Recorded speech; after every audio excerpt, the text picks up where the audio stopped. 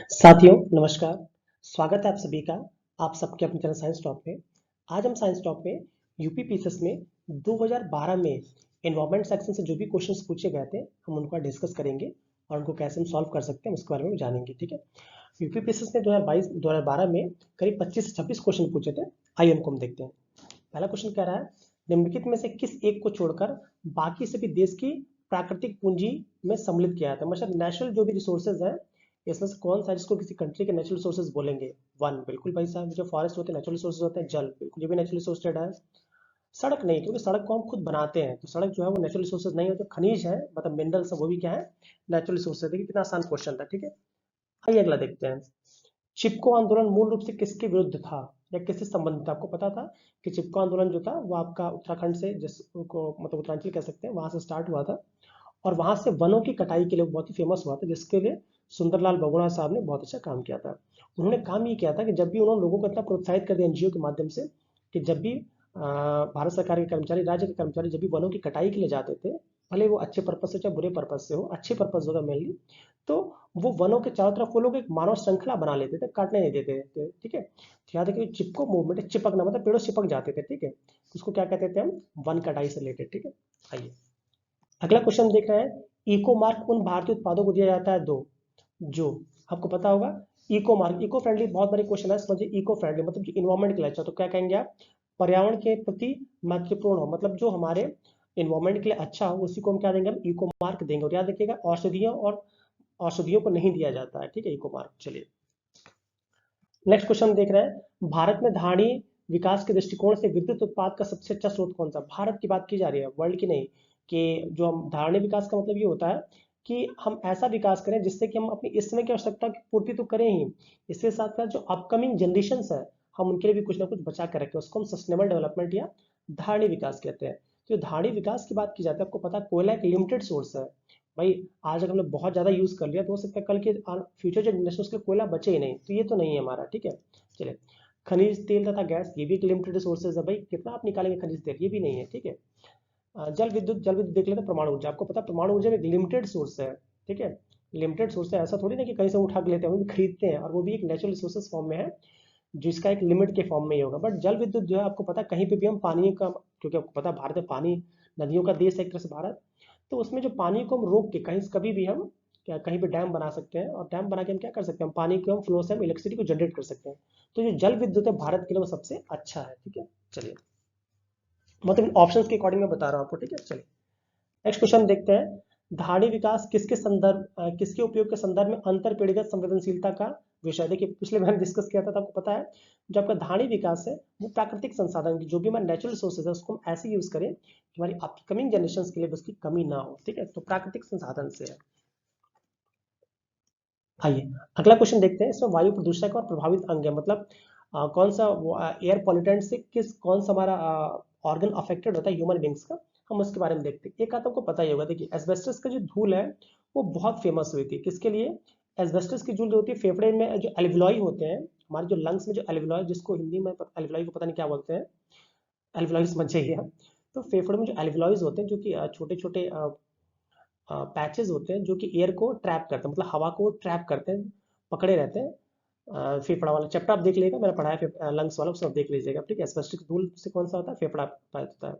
अब अगर हमारे में शीशे की बहुत अधिकता हो जाए, अगर शीशे की बहुत अधिकता हो जाए, इस तरह पारा की बहुत अधिकता हो जाए, इसके साथ साथ अगर CO2 की बहुत अधिकता हो जाए, तो आपको पता होगा कि अगर CO2 की बहुत अधिकता हो जाए, अच्छा लाइए पहले एलिमिनेट कर देते हैं। ठीक है, आइए जो एस्बेस्टस की धूल है इससे क्या होगा, फेफड़ा प्रभावित होगा, मतलब ए का थ्री मतलब ये दोनों ऑप्शन तो हट ही गए, ये दोनों ऑप्शन में देख लेते हैं। ठीक है, चलिए अब आपको पता है जो कार्बन मोनोऑक्साइड है, आपको अभी पिछले क्लास में फिर से बताया था, जो कार्बन मोनोऑक्साइड की अगर अधिकता हो जाती है तो ब्लड में जो हीमोग्लोबिन उसके साथ मिक्स के वो कार्बोक्सी हीमोग्लोबिन बनाता है, जो कि रक्त की धाराओं को रोक देता है, और इवन अगर एक्सेस अमाउंट में लिए तो दैट कर सकता है। ठीक है, तो ये हमारा कार्बन मोनोऑक्साइड क्या हो जाएगा, रक्त की धारा है, तो मतलब क्या, डी का फोर मतलब ऑप्शन हमारा बी सही है। आगे हम देखिए, चला देखें, ऑप्शन हमारा बी सही है, बट फिर भी हम देख लेते हैं। ठीक है, इसके साथ साथ दो हमारे टर्म्स बच रहे हैं, एक हमारा क्या बच रहा है, शीशा, और एक क्या बच रहा है, पारा।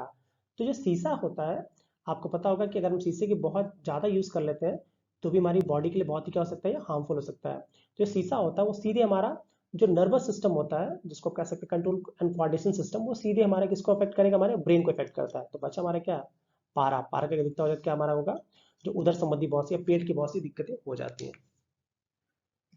आइए अगला क्वेश्चन देख रहे हैं, 50 से अधिक देशों द्वारा समर्थित संयुक्त राष्ट्र का मौसम परिवर्तन समझौता कब प्रभावित हुआ था। ठीक है, इसका बस ईयर आपको याद कर लेना है। आपको पता होगा कि 21 मार्च, 21 मई, 21 जून के सारे इन्होंने लाइन्स लिख रखे हैं। ठीक है, तो आप कंफ्यूज नहीं होना है, ठीक है, याद रखिएगा। जो 50 से अधिक देशों द्वारा जो समर्थित जो संयुक्त राष्ट्र का जो सम्मेलन था, वो आपको 1994 में 21 मार्च 1994 को ये प्रस्तावित हुआ था और इसी दिन प्रभावित हुआ था। कब हुआ था, 21 मार्च 1994 को, याद रखिएगा।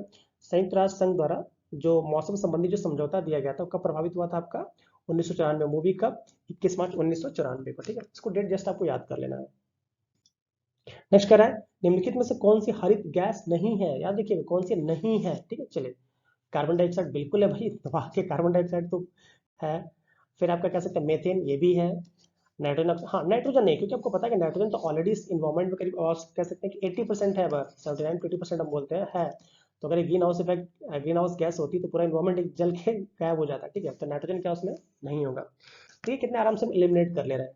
अगला क्वेश्चन देखिए, निम्नलिखित में से कौन सा पिछले शताब्दी में पृथ्वी के औसत तापमान में वृद्धि प्रदर्शित करता है। तो जो रिसर्चर्स के थ्रू ये बताया गया है कि इस शताब्दी में करीब 0.8 डिग्री सेल्सियस, मतलब 1 से कम डिग्री सेल्सियस टेम्परेचर इंक्रीज हुआ है। और आगे तो और ज़्यादा इंक्रीज होगा। तो इससे और ज़्यादा इंक्रीज होने से क्या होगा कि ग्लेशियर्स पिघलेंगे, ग्लोबल वार्मिंग होगी, बहुत से डिजीज होंगी, सूखा पड़ेगा, बहुत सी महामारियां आ जाएंगी। ठीक है, चलिए भगवान ने करे ऐसा हो। आइए अगला देखते हैं, विश्व पर्यावरण दिवस कब मनाया जाती है। तो बिल्कुल पैट क्वेश्चन, आपको पता भी होगा कि विश्व पर्यावरण कब मनाया जाता है आपका, 5 जून को मनाया जाता है। कब, 5 जून को। हाँ, अगर ये क्वेश्चन बन जाता कि किस वर्ष से मनाया गया था, तो याद रखिए 1973 से। कब से आपका, 1973। प्रोजेक्ट टाइगर याद करिएगा कब से, 1973 से। ठीक, चलिए नेक्स्ट हम देखते हैं कि निम्नलिखित में से कौन सा एक सुमेलित नहीं है बोला जा रहा है। क्या सुमेलित नहीं है, चलिए चलिए कोशिश करते हैं। आपको भी बहुत ज्यादा नहीं पता होगा, मुझे भी बहुत ज्यादा इसमें नहीं पता, बट एक का पता है। देखिए, जब बात करें भारतीय वन अनुसंधान, तो वो देहरादून में है। बट जब बोले भारतीय वन्य प्राणी संस्थान, ठीक है, जब बोले आपसे भारतीय वन प्राणी संस्थान, हाँ तो ये भी देहरादून में है। ठीक है, अब नेक्स्ट हमारा, अच्छा सॉरी क्वेश्चन मैंने गलत लिख दिया है, हिमालय दो बार लिख दिया। ठीक है, सॉरी, थोड़ा क्वेश्चन गलत हो गया है। इस क्वेश्चन का बुक से देख लीजिएगा, क्योंकि मैं खुद बोल रहा हूँ इसको, क्योंकि ये तो पारिस्थितिकी तंत्रों का केंद्र, ये तो बेंगलुरु में है, ये तो सही है। ठीक है, और भारतीय वन प्राणी संस्थान ये भी देहरादून में, ये भी सही है। और हिमालय पर्यावरण पर्यावरण एवं विकास का गोविंद बल्लभ संस्थान, ये भी अल्मोड़ा में है, क्योंकि आपको पता है ना अल्मोड़ा के थे। तो ये सी ऑप्शन में गलत होगा, बट यहाँ पे क्या था, लग रहा है वो थोड़ी प्रिंटिंग मिस्टेक हो गया, आप समझ जाइएगा। वैसे कोलकाता में, याद रखिएगा, कोलकाता में हमारा क्या है, zoological survey of India. Option में नहीं, बट याद रखिए zoological, zoological survey of India का जो हेड ऑफिस है वो भी कोलकाता में है। आज जब बोला जाए बॉटनिकल सर्वे ऑफ इंडिया, उसका भी जो हेड ऑफिस है वो भी कोलकाता में है। ठीक है, और जो भारत का सबसे बड़ा जो जू है वो भी आपका कोलकाता में है। इतना याद रखिएगा। थोड़ा सॉरी बोल रहा हूँ मैं, ये थोड़ा मिसप्रिंट हो गया। ठीक है, सॉरी मिसप्रिंट नहीं, गलत कह सकते हैं इसको। चलिए ठीक है, चलिए एक तो मुझे आ ही रहा है, उसके लिए मुझे भी नहीं आ रहा, बट कोशिश करते हैं। ठीक है, देखिए चलिए, जो नीलगिरी है ये कब हुआ था आपका, 1986, जो मैं बोला पर्यावरण संरक्षण दिवस, मुझे मैंने रट्टा मार रखा है इसको। ठीक है, अदरवाइज और कोई बात नहीं है। ऐसे क्वेश्चन को एलिमिनेट कर, सॉरी एलिमिनेट स्किप कर देना चाहिए, नहीं आता था। ठीक है, चलिए, ए का 4, ए का 4, हाँ देखिए ऑप्शन मिल गया हमें, बस अगर एक मिल गया तो ठीक है, अगर नहीं आता तो बिल्कुल छोड़ के आगे बढ़ जाए। ऐसे क्वेश्चन पर ना लड़िए मत, जहाँ बिल्कुल ही, क्योंकि यूपी पीसीएस में ऐसे क्वेश्चन पक्का आएंगे 2-4 जो बिल्कुल उनको भी नहीं आएंगे जो क्वेश्चन बनाते हैं। ठीक है, चलिए अब इसको मिला लीजिएगा। ए का 4, तो हमारा बी का क्या हो जाएगा, 3, बी का 3, नंदा देवी कब बना आपका 1988 में। ठीक है, और सी का 2 मतलब सुंदरवन कब बना हमारा 1989 में। तो कंचनजंगा क्या हो जाएगा हमारा 200, सॉरी 2000, इसको देख लिया। ठीक है, चलिए अगला क्वेश्चन देख रहे हैं, पारिस्थितिकी निकाय के रूप में आर्द्र भूमि निम्नलिखित में से किसके उपयोग के लिए है? आपको पता है जो आपके वेटलैंड्स हैं वो किसके लिए यूज होते हैं, वो पौधों द्वारा अवशोषण के माध्यम से। अच्छा चलिए, पोषक पुनर्प्राप्ति एवं चक्रण हेतु। अच्छा आइए थोड़ा थोड़ा देखिए कैसे एलिमिनेट करके हम देख सकते हैं।